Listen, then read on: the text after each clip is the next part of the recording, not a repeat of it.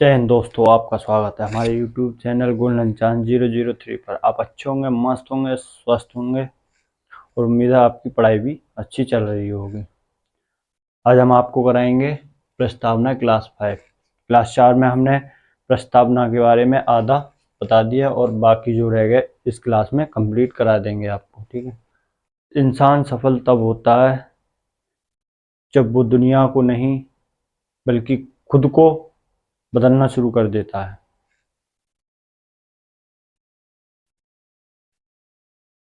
Class 5 भारतीय संविधान। प्रस्तावना प्रस्तावना को इंग्लिश में क्या कहते हैं? प्रीम्बल। प्रस्तावना को इंग्लिश में क्या कहते हैं? प्रीम्बल। प्रीम्बल संपूर्ण प्रभु संपूर्ण प्रभुत्व संपन्न, प्रभुत्ता संपन्न या संप्रभुता। सरकार जनता के द्वारा निर्वाचित है। सरकार किसके द्वारा निर्वाचित है? जनता के द्वारा। किसके द्वारा निर्वाचित है सरकार? जनता के। समस्त निर्णय लेने की क्षमता होनी चाहिए जो निर्णय संवैधानिक है। जो निर्णय संवैधानिक है, समस्त निर्णय लेने की क्षमता होनी चाहिए। सरकार किसी भी बाहरी आंतरिक दबाव को मानने के लिए बाध्य नहीं है। सरकार किसी भी बाहरी आंतरिक दबाव को मानने के लिए या नहीं है बाध्य। अर्थात शासन संविधान मामले में स्वतंत्र निर्णय लेने की क्षमता रखती है। शासन संविधान में स्वतंत्र निर्णय लेने की क्षमता रखती है। क्या रखती है? क्षमता।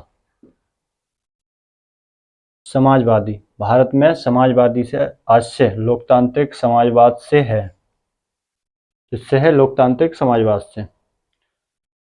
जो आर्थिक समानता की बात करता हो, जो आर्थिक समानता की बात करता हो। पहला, आय के मध्य से असमानता को दूर करके जीवन स्तर की असमानता को दूर करके। समाजवाद में पहला, आय के मध्य में असमानता को दूर करके। आय के मध्य में असमानता को दूर करके। दूसरा, जीवन स्तर की असमानता को दूर करके। जीवन स्तर की असमानता को दूर करके। समाजवादी शब्द कब जोड़ा गया था? समाजवादी शब्द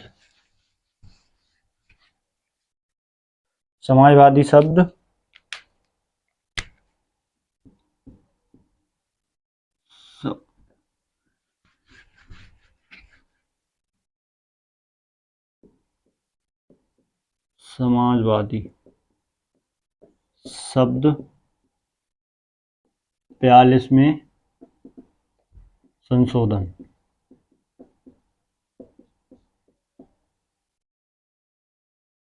42वें संशोधन अधिनियम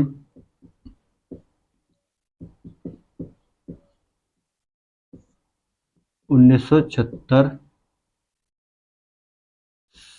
से जोड़ा गया।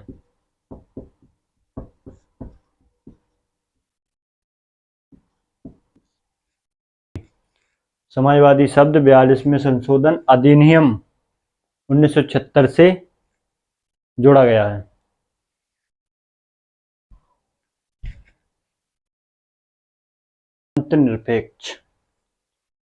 पंथ निरपेक्ष भारत का कोई राजकीय धर्म नहीं है। भारत का कोई राजकीय धर्म नहीं है। राज्य सभी धर्मों के साथ समान व्यवहार करता है। कौन सा व्यवहार करता है? समान। एवं उनके साथ उचित दूरी बनाकर चलता है। कौन सी दूरी बनाकर चलता है? उचित। सभी धर्मों की उन्नति में अपना योगदान देता है। क्या देता है? योगदान।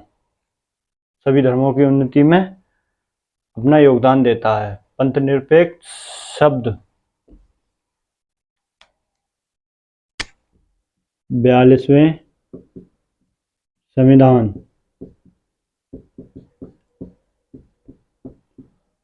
संशोधन अधिनियम 1976 से जोड़ा गया है। 1976 के द्वारा जोड़ा गया है।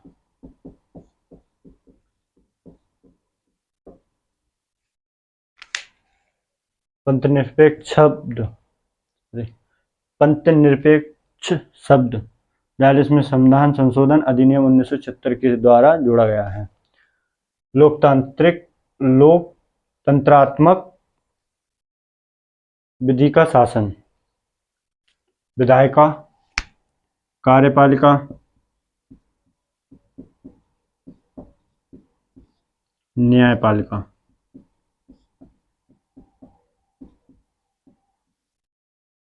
जनता का शासन,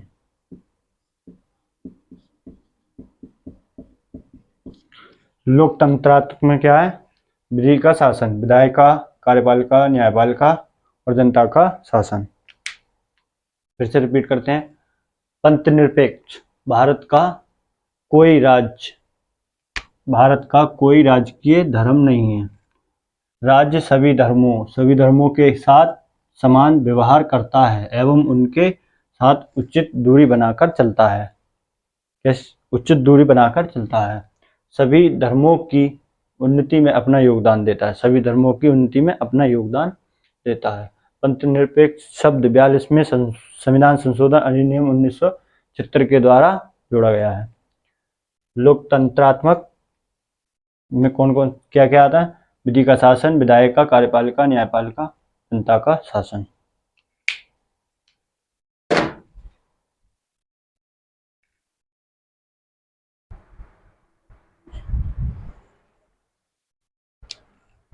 पांचवा, गणराज्य, जहां राज्याध्यक्ष वंशानुगत नहीं होता है।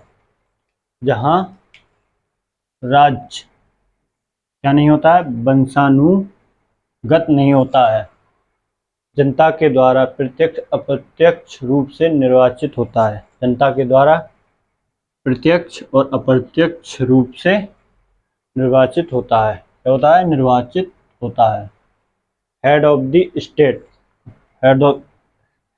द स्टेट यानी राष्ट्रपति, president. Head of the government, प्रधानमंत्री, प्राइम मिनिस्टर। प्रस्तावना संविधान का अंग है अथवा नहीं? सर्वप्रथम यह प्रश्न बेरुवारी बीएस भारत संघ 1960 में उठाया गया। इस बात के जवाब में सुप्रीम कोर्ट ने प्रस्तावना को संविधान का अंग मानने से इनकार कर दिया। इसके पश्चात केशवानंद भारती बीएस केरल राज्य बाद 1973 में फिर से यह प्रश्न उठाया गया। इस बात के जवाब में सुप्रीम कोर्ट ने प्रस्तावना को संविधान का अंग माना है यानी आत्मा। फिर से रिपीट करते हैं। गणराज्य, पांचवें क्या है? गणराज्य। प्रस्तावना में पांचवें क्या है? गणराज्य, जहां राज्याध्यक्ष वंशानुगत नहीं होता है। जनता के द्वारा प्रत्यक्ष अप्रत्यक्ष रूप से निर्वाचित होता है। हेड ऑफ द स्टेट, राष्ट्रपति, prime minister, president. Head of the government, प्रधानमंत्री, प्राइम मिनिस्टर। प्रस्तावना संविधान का अंग है या अथवा नहीं? सर्वप्रथम यह प्रश्न बेरुवारी बीएस भारत संघ 1960 में उठाया गया। इस बात के जवाब में सुप्रीम कोर्ट ने प्रस्तावना को संविधान का अंग मानने से इनकार कर दिया। इसके पश्चात केशवानंद भारती बीएस के राज्यवाद का 1973 में फिर से यह प्रश्न उठाया गया। इस बात के जवाब में सुप्रीम कोर्ट ने प्रस्तावना को संविधान का अंग माना है यानी प्रस्तावना। संविधान की आत्मा कौन है? प्रस्तावना। संविधान की आत्मा किसे कहते हैं? प्रस्तावना को। संविधान की आत्मा।